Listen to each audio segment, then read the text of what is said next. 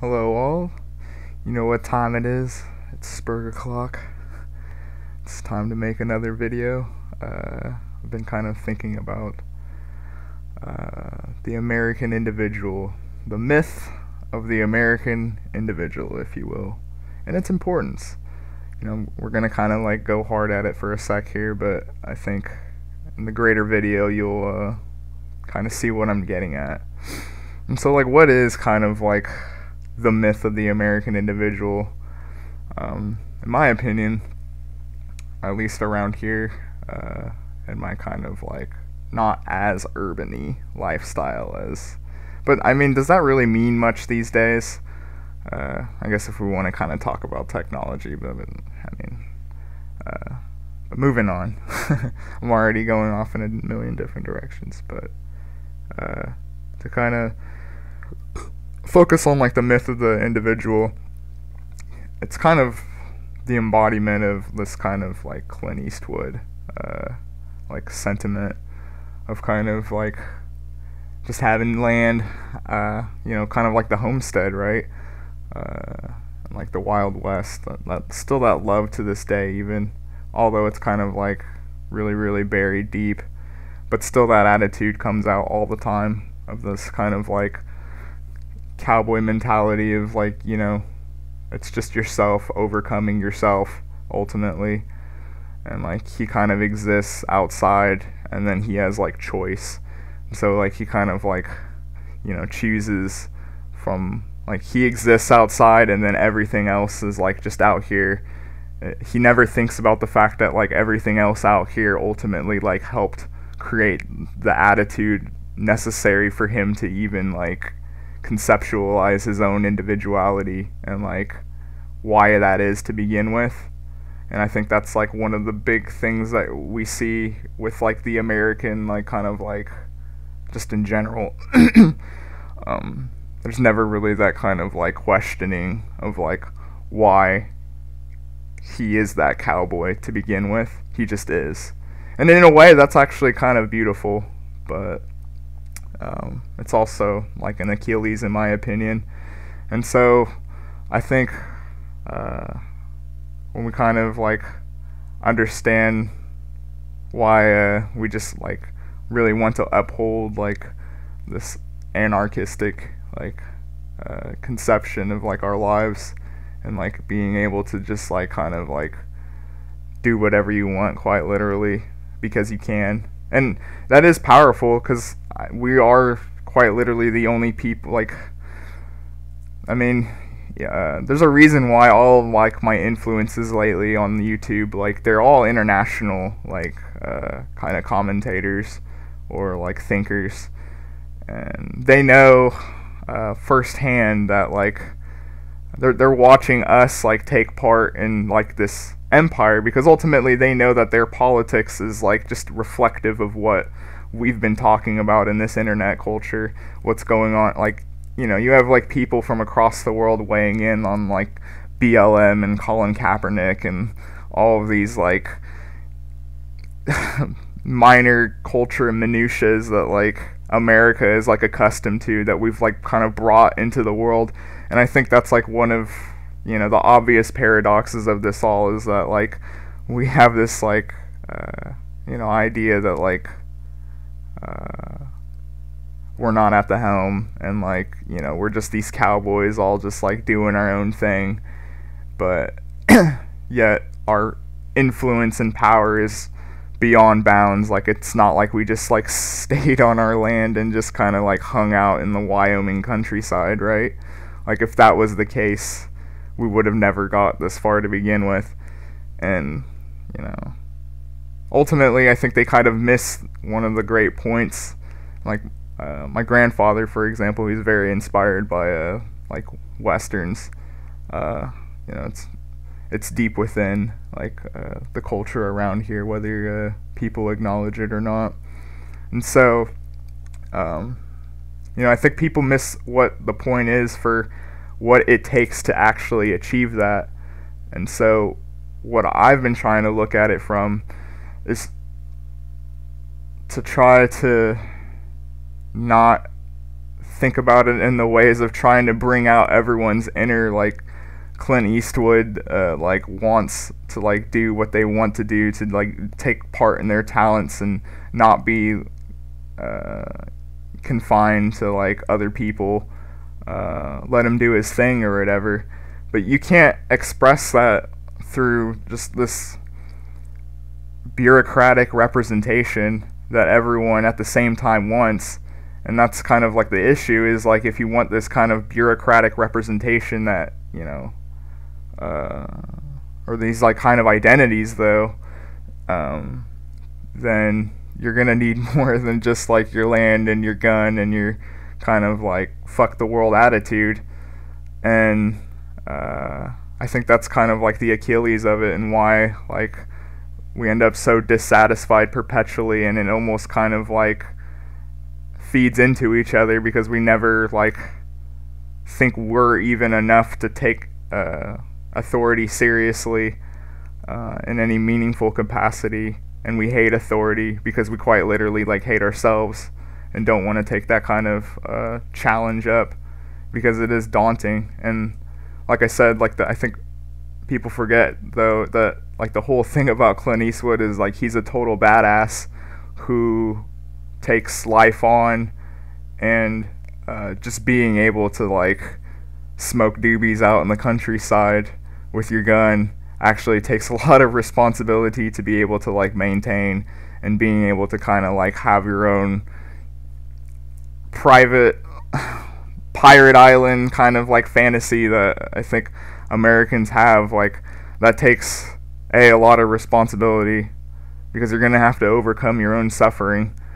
And so that's what I think I'm trying to get at with this messaging in this video, is like how can we look at it, because like it's not like this is going to go away. Like this is something that we want, this is something that we need, it's deep within. We want to have this shared with other people, but we're relying on like these state actors to bring it about, and it's missing the point. The point is that you're trying to become the individual through all of this craziness, because the craziness is making you who you are.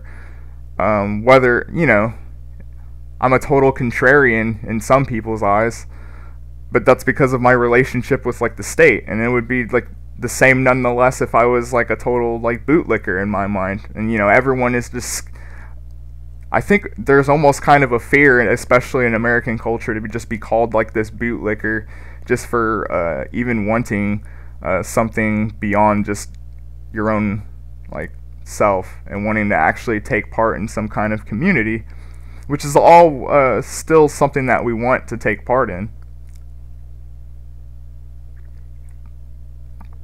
But again, this isn't just going to be about like some kind of representation, because you can see how that's just a dead end. And you know, this is why everyone kind of memes about how like these like social justice demonstrations just continue to get more lavish and lavish with like their signage, and it, like nobody even keeps up anymore with like how many like letters of representation people are trying to like do now. Like when I see it like unironically sometimes on like my old Facebook and stuff, like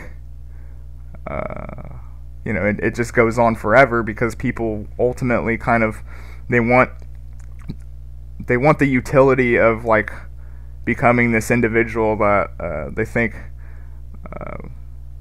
people like below them, especially like on the left, kind of this like you know, like the social like hierarchy of like, you know, wanting to represent the margins. And I'm not saying that that's like necessarily even a bad thing, but what I think one of the things though that I have a problem with it personally is that they kind of actually well, I guess this is true like across like most society now, is like they have no conception of like what like a actual like will or kind of like spiritual energy within someone. And I think that's another thing too within American culture, this kind of like underdog. But the underdog isn't from like these representational like characteristics of like, oh, it's this, you know, look at this disabled, like, you know, trans queen person or something like that. It's not those kind of like characteristics that like make them the underdog. It's the spiritual energy of being able to overcome and live out that Clint Eastwood life that Americans love, and taking what you want. It's not from this fucking bureaus, is what I'm getting at, my dudes. And I think that the individual in an American context is a whole, is a completion. I don't think in my mind that I'm an individual until I am no longer a part of the kind of, I don't know what you would call it, the synthesis of reality, I guess, or, you know, whatever you take life, you know, whatever you want to describe it as. Ultimately, you know, as an individual, as I'm going along on my own intellectual journeys, like, people will try to, like, say, like, oh, he's this or he's that, he associates with that, but, you know, it's ever changing, and it's only gonna stop, you know, when I stop. And so,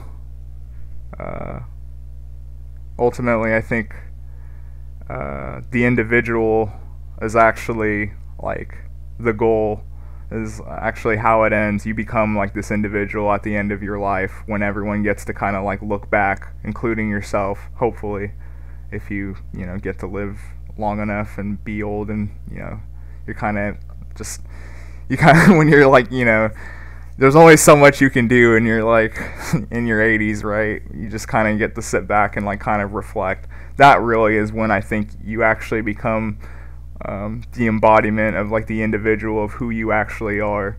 And so in my mind, I see the individual as something to attain, as trying to be the best. It's not because of some like representation. It's not because of like you know, like I kind of talked about in my generalities video when I was going on about why I didn't really like being a libertarian anymore, is because you know, realizing that you know, the way contemporary politics work, the way, like, where I am, you know, placed right now in history, with kind of this duality of like reality and like the internet kind of collapsing in on itself, and like this kind of like brief moment, I think, in my opinion, of like where we're like really teetering on the line of like just becoming this like technics people, this techno people, that's like about to happen.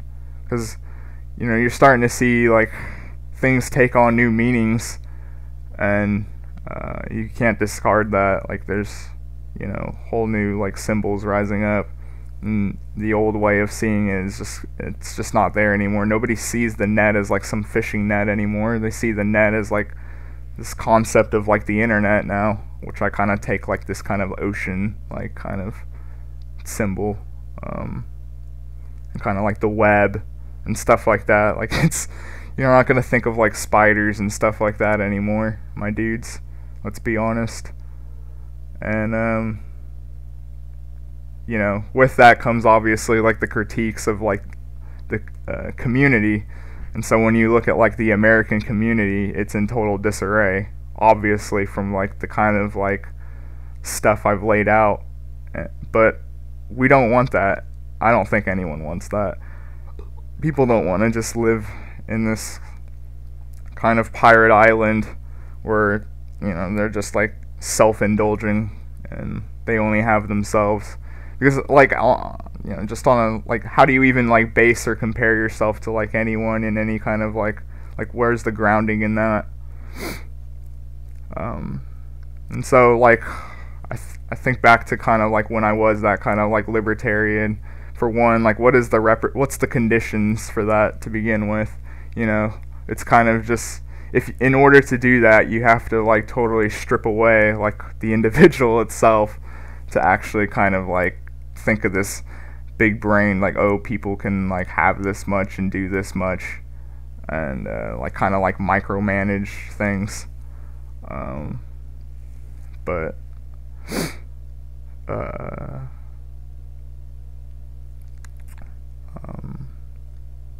but I think also realizing that and like wanting to actually strive to be like what it means to actually be like a good individual in America, instead of like trying to like,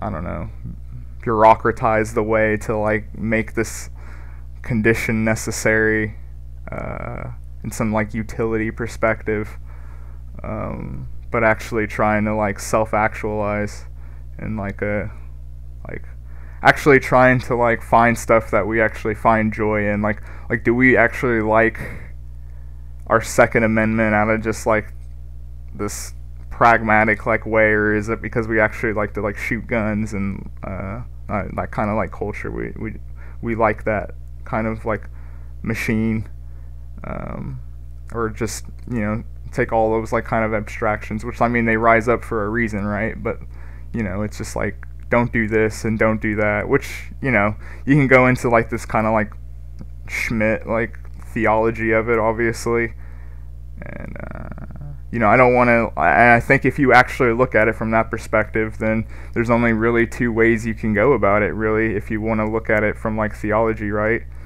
There's kind of like the perspective of like this fire and brimstone and just kind of like sitting around and just like talking about like what the best like way to like interpret this text and like bring about this like text to everyone, instead of like actually trying to like be the text itself or embody the text, embody the messaging of the text. And so how can we actually like embody these like values that we like but kind of get obscured in like all of these like arguments and well, like, you know, contempt even among like our political class. Like, you know, I think one of the things people forget is like they kind of just look at like these systems, whether it's like capitalism or something like that, and they're just like, oh, how stupid. But like they don't actually look at like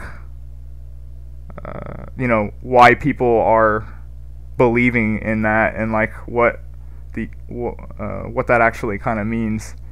And so yeah, I think that was just all I wanted to kind of get at it in this video. Just kind of just share some thoughts on the individual, why I think that we should actually strive to actually become an individual instead of like trying to worry about and what that actually, the responsibility that actually takes, instead of just going to the state and saying like, hey, you know, why aren't there enough mixed race, heavily mustached like guys in my local like council or something like that, and actually try to be an individual for once instead of worrying about everyone else all the time, which is kind of like a big American thing too, and kind of the paradox of that and why we're in this mess to begin with. But yep, that's about it. Thanks for watching, everyone. I've been having fun. See you for the next one.